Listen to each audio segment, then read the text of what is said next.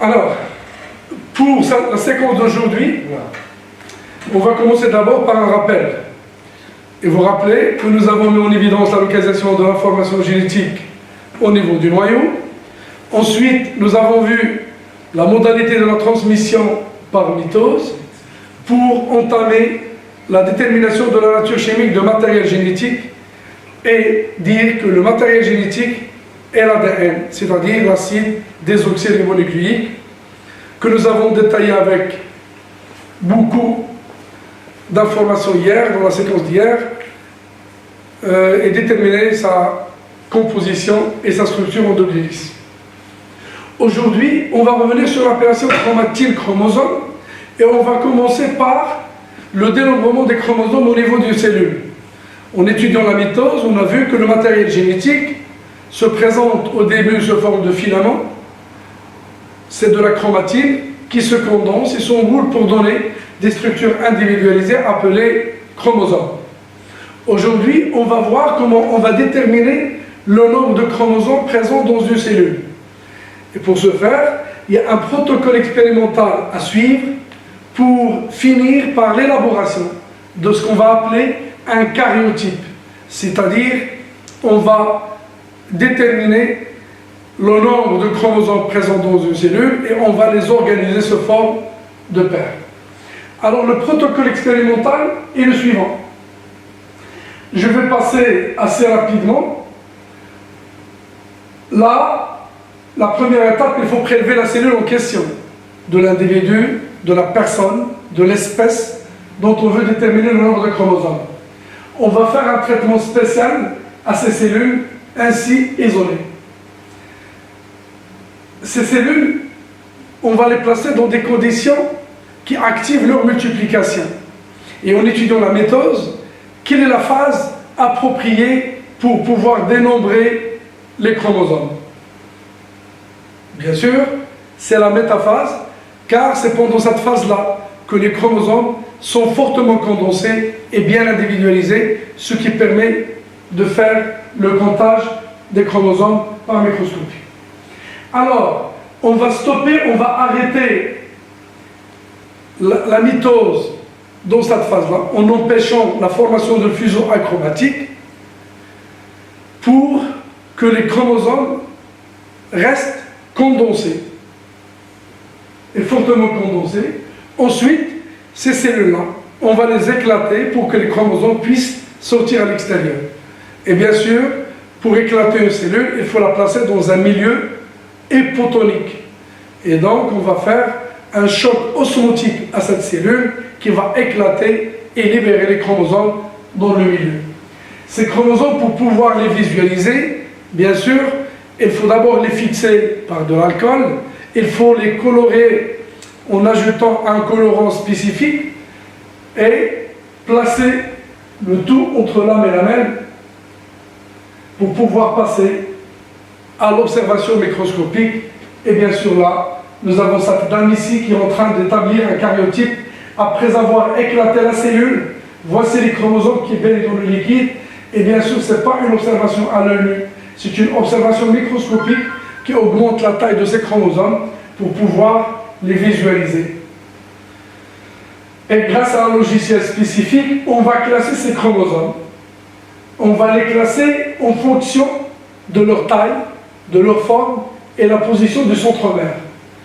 Et là, vous pouvez déjà le constater, là nous avons un chromosome, et là un autre chromosome qui présente la même forme, la même taille et la même position du centromère. Et donc là, on parle d'une paire de chromosomes. Donc les chromosomes, on va les classer sous forme de paire. Depuis la paire ayant la plus grande taille, jusqu'à la paire ayant la plus petite taille. Et donc l'ensemble des paires sont classées de cette façon-là. Et ce qu'on obtient ici, c'est un karyotype. Récapitulons. Il faut d'abord choisir une cellule de la personne dont on veut établir le karyotype. Il faut la mettre dans un milieu qui favorise la mitose. Il faut stopper la mitose en métaphase en ajoutant une substance adéquate. Par la suite, il faut éclater cette cellule en la plaçant dans un milieu hypotonique, ce qui va libérer les chromosomes dans le milieu. Et pour pouvoir observer ces chromosomes, il faut les fixer et les colorer par des substances adéquates. Et grâce à un logiciel spécifique, on va classer ces chromosomes. D'abord, on va les appareiller un par un. Et donc former des paires à la lumière de quels critères? La forme, la taille et la position du centromère. C'est les critères pour pouvoir former les doublés. Et donc, on fait ça pour l'ensemble des chromosomes que nous avons entre les mains, et puis l'ensemble constitue le karyotype. Alors, on va avancer le temps.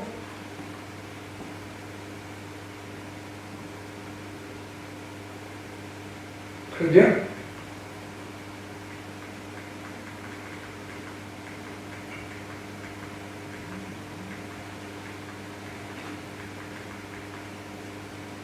Alors, on va définir c'est quoi un karyotype. C'est la présentation ordonnée des chromosomes en paires homologues, le plus souvent. Et là, nous avons une animation qui va nous permettre de voir le travail qui se fait pour pouvoir établir un karyotype.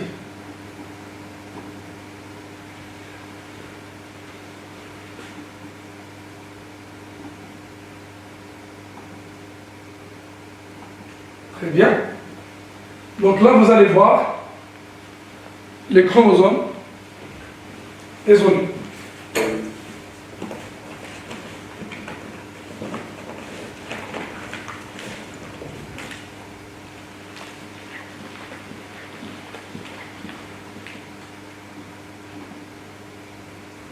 Là, l'expérience a été faite et les chromosomes sont isolés.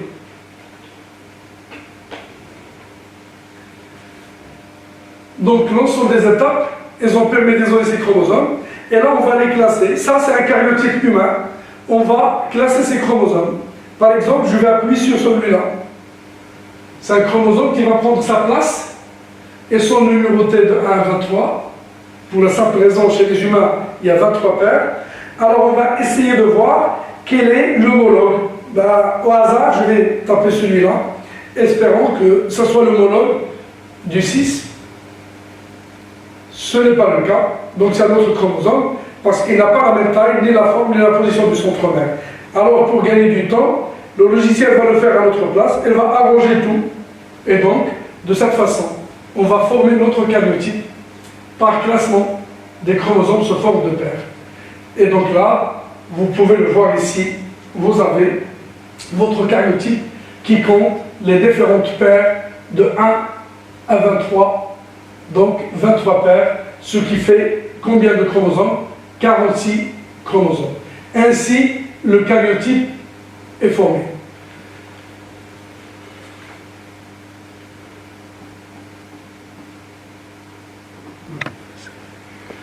Je disais que pour les diploïdes, donc on a utilisé 2 N. Pour les haploïdes, N. Là, nous avons des paires, donc c'est pourquoi le 2. Là, il y a des chromosomes. Il y a un paire, donc c'est N. Donc il n'y a pas...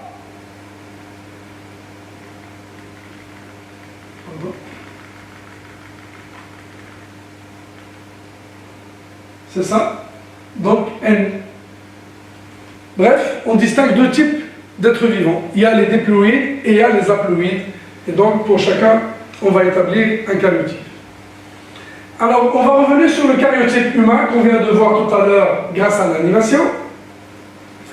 Là, un karyotype humain normal, parce qu'il y a des anomalies chromosomiques qui touchent soit le nombre, soit la forme. Restons dans un karyotype normal. Il y a 23 paires de chromosomes homologues au total. Sur les 23, on les partage en 2. Il y a 22 paires de tosomes, il y a une paire d'hétérosomes, ou bien des gonosomes, des chromosomes sexuels. Les 22 paires, elles sont identiques chez les 2 sexes, dénommées à l'aide du numéro. Le chromosome 1, ils sont homologues, c'est un pied. Le 2, et là un homologue de prime. Et là, nous avons une paire d'hétérosomes et les différences chez les deux sexes, dénommées à l'aide de lettres XX lorsqu'il s'agit d'une femme, XY lorsqu'il s'agit d'un homme. Donc les chromosomes sexuels, ils sont homologues chez la femme et ils sont hétérologues chez l'homme. C'est pourquoi on les note XY. Alors là, pour se pencher davantage et appréhender cette notion d'homologie entre un chromosome et son homologue, c'est des chromosomes qui portent des gènes qui déterminent les mêmes caractères. Là, c'est un chromosome. Là, c'est son homologue. Sur cet endroit-là, ce site-là, il y a la couleur des yeux. Ce chromosome détermine une couleur bleue, celui-là aussi une couleur bleue. Donc, c'est la même version présente sur les deux chromosomes homologues. Pour un autre caractère, celui de la couleur des cheveux, ou bien la forme des cheveux, pardon, là, sur cet endroit du chromosome, nous avons la forme lisse, et là, nous avons la forme frisée. Donc, c'est un même gène, c'est une même partie du chromosome, mais qui donne deux formes différentes. Ces gènes peuvent être identiques ou varier légèrement. Là, la couleur des yeux, c'est identique. Par contre, la forme des cheveux, elle ne l'est pas. Donc, c'est pourquoi on va parler homozygote et hétérozygote. Homozygote lorsqu'il s'agit de la même chose qui se répète sur le chromosome et son homologue, et hétérozygote lorsque c'est deux versions différentes. Alors là, je reviens sur la paire XY. Ils ne sont pas homologues et le schéma le montre clairement. Ils n'ont pas ni la même taille, ni la même forme, ni la même position du centromère. Donc, X et Y, on les appelle des chromosomes sexuels ou encore des gonosomes. Ils sont des hétérosomes. Très bien. Après cette première partie, portant sur le karyotype et l'importance du karyotype pour déterminer la formule chromosomique et distinguer les organismes diploïdes des organismes haploïdes, et voir qu'il y a deux types de chromosomes, il y a les autosomes et les gonosomes. Chez l'homme, les autosomes, c'est 22 paires. Une paire de chromosomes sont les gonosomes, c'est-à-dire les chromosomes sexuels, et c'est valable chez toutes les espèces. Toujours une seule paire de gonosomes, et le reste, c'est des chromosomes non sexuels, appelés aussi autosomes. Maintenant, on va mettre l'accent sur le lien et la relation entre chromatine et chromosome. Nous avons utilisé ces deux appellations à l'occasion de l'étude de la mitose. Lors de la prophase, souvenez-vous bien, on a utilisé chromatine pour dire que c'est le nucléofilament. Cette chromatine se condense pour devenir chromosome. Donc c'est un changement d'état entre les deux, le passage de la chromatine à la chromosome. C'est ce qu'on essaie de vous montrer ici.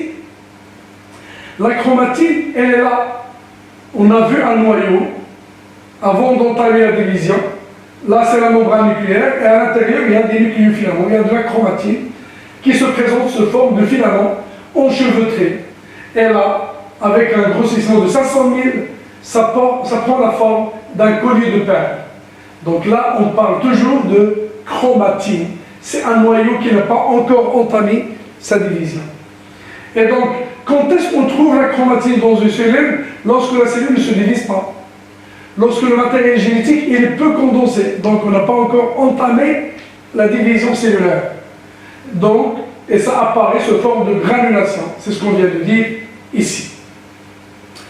Et cet état, à savoir la chromatine, il permet toutes les activités cellulaires, car l'ADN reste accessible aux enzymes, chose qui n'est pas vraie lorsque ces filaments sont condensés. On ne peut pas accéder à l'ADN pour réaliser les différentes fonctions de la cellule.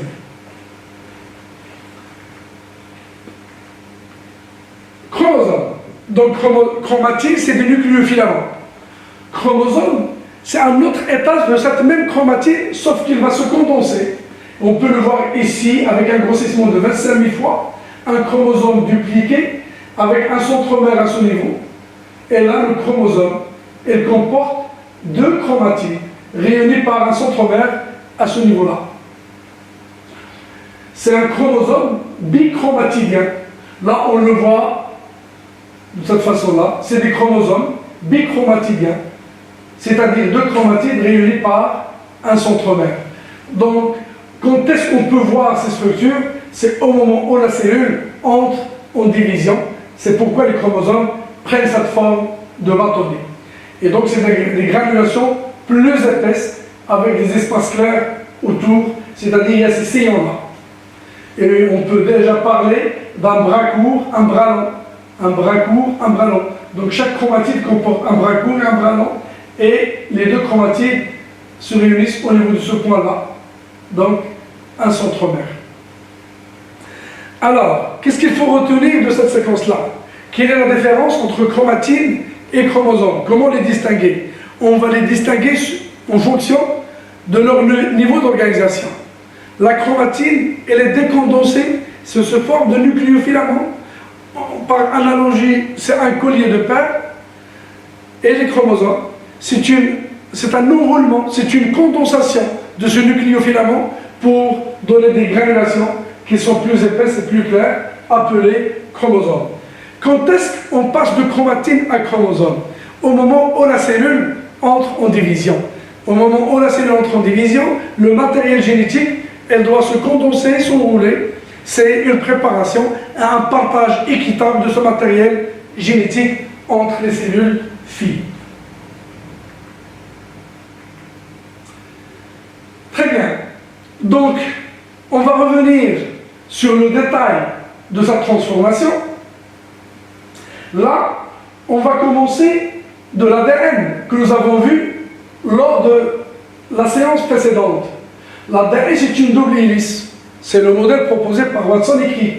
Les deux brins d'ADN antiparallèles reliés entre eux grâce aux bases azotées. Pour que l'ADN se transforme en chromatine, il y a un autre constituant. Ce sont des protéines basiques appelées histones. Elles sont en mauve dans ce document-là. Et l'ADN s'enroule, se spiralise autour de ces histones pour former un nucléofilament. Et donc, le passage de l'ADN à la chromatine, c'est ADN plus des protéines histones. Donc la nuance, elle est là. L'ADN, c'est le support de l'information génétique, la chromatine aussi, chromosome aussi, sauf que la différence, pour avoir de la chromatine au chromosome, il faut que l'ADN soit enroulé autour de protéines spécifiques appelées les protéines histones. Chaque groupe d'histones autour desquels on trouve un filament d'ADN, ça constitue une structure dite nucléosome. C'est pourquoi on dit qu'un nucléofilament apparaît comme un collier de perles. Donc nous avons une perle, une autre perle, avec le filament d'ADN qui regroupe l'ensemble de ces perles-là pour former un collier. Par la suite, ces nucléosomes, ils vont se condenser et s'enrouler davantage, et donc pour passer de la chromatine progressivement à un chromosome. Là, c'est l'observation microscopique, et là, c'est un schéma explicatif qui va nous aider à voir comment se fait cet enroulement et cette condensation pour parvenir à des chromosomes qui sont fortement condensés. En quelle étape de la mitose on voit ces structures fortement condensées? Oui, c'est ça, c'est pendant la métaphase. C'est pendant la métaphase. Là, on appelle ça, c'est un chromosome métaphasique, car il est fortement condensé. Voilà, les chromosomes, elles sont condensées. C'est une condensation maximale, très poussée. Et je vous donne quand même, pour avoir une idée sur le degré de condensation, les diamètres ont été déterminés. Pour l'ADN seul, en l'absence des histones, le diamètre est de l'ordre de 2 nanomètres. Après enroulement autour des histones, donc au niveau des nucléosomes, le diamètre s'élève à 11 nanomètres. L'enroulement des nucléosomes entre eux donne une épaisseur, un diamètre de 30 nanomètres pour partir à 300 nanomètres et puis 700 nanomètres au niveau d'une chromatide. Et puisque le chromosome métaphasique compte 2 chromatides, chaque chromatide a un diamètre de 700 nanomètres, donc le chromosome fait un diamètre de 1400, 700 fois 2. Là, on parlait d'une seule chromatide. Là, c'est le chromosome et le métaphasique, donc 1400 nanomètres. Donc, on part de l'ADN dont le diamètre ne dépasse pas 2 nanomètres au chromosome ayant un diamètre de 1400 nanomètres pour voir l'importance des histones d'une part et l'importance de l'enroulement et la condensation des nucléosomes. Et donc, de cette façon, on a mis le lien entre ADN, chromatine et chromosome. ADN, c'est le support de l'information génétique. Pour que ça devienne de la chromatine, il faut rajouter des protéines. Ces protéines, elles vont s'enrouler autour, l'ADN, pardon, elle va s'enrouler autour de ces protéines basiques appelées histones pour former des nucléosomes. Ces nucléosomes vont s'enrouler, se condenser pour donner des chromosomes bien individualisés, ce qui on passe d'un diamètre de 2 nanomètres de la molécule d'ADN à un diamètre de 1400 nanomètres qui caractérise un chromosome métaphasique. Alors, ainsi, cette séquence prend fin.